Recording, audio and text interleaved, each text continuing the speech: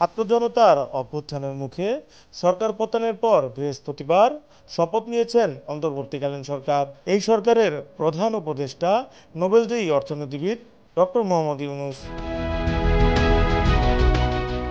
শপথ নেয়ার পরদিনই কয়েকটি জাতীয় পত্রিকায় ডক্টর ইউনূসের ছবি ব্যবহার করে সরকারের প্রধান উপদেষ্টাকে অভিনন্দন জানিয়ে বিজ্ঞাপন দিয়েছে কিছু প্রতিষ্ঠান।